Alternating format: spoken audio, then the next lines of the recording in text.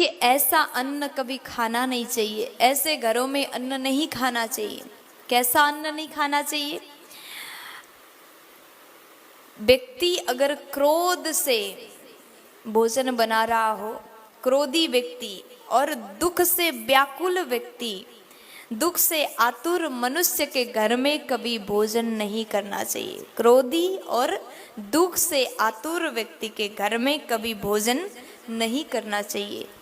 और इस बात का विशेष ध्यान दीजिए, अगर आप जो भोजन करने जा रहे हो, रजस्वला स्त्री ने उस भोजन को स्पर्श कर दिया और उसके बाद में आप वो भोजन खा रहे हो, तो ऐसा कभी ना करिए। रजस्वला स्त्री का स्पर्श हुआ भोजन और पक्षी के खाए गए भोजन और उसके बाद में कुत्ते से छुए हुए भोजन भी ग्रहण करना योग्य नहीं होता।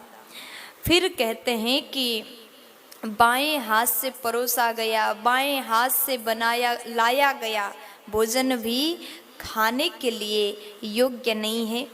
और बासी भोजन भी खाना नहीं चाहिए, शराब मिला हुआ भोजन भी नहीं खाना चाहिए और दूसरों का जूठा अन्न भी, दूसरों का जूठा भोजन भी खाने के योग्य नहीं है। अगर आप भोजन करने जा रहे हो, भोजन करने बैठ रहे हो, तो इन बातों का भी ध्यान देना बहुत ज़रूरी है। और आप जिस थाली में भोजन कर रहे हो उसको किसी ने लांग दिया, लांग के आगे चले गए, तो वो भोजन भी ग्रहण करने के योग्य नहीं होता। और आप जहाँ भोजन कर रहे हो ना, भोजन बनाने वाले व्यक्ति झगड़ा करते हुए, रोते हुए, लड़ाई करते हुए अगर भोजन आपको देते हैं, रो रो कर तिरस्कार पूर्वक भोजन आपके लिए परोसते हैं, तो ऐसे के यहाँ भी भोजन नहीं करना चाहिए।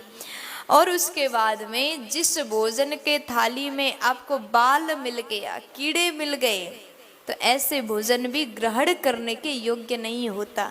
भोजन अगर आप कर रहे हो तो इन बातों का जरूर ध्यान देना चाहिए। प्यार से बोलो, बोलिए बाल कृष्ण लाल की। देखिए, ऐसा अन्न कभी खाना नहीं चाहिए, ऐसे घरों में अन्न नहीं खाना चाहिए। कैसा अन्न नहीं खाना चाहिए?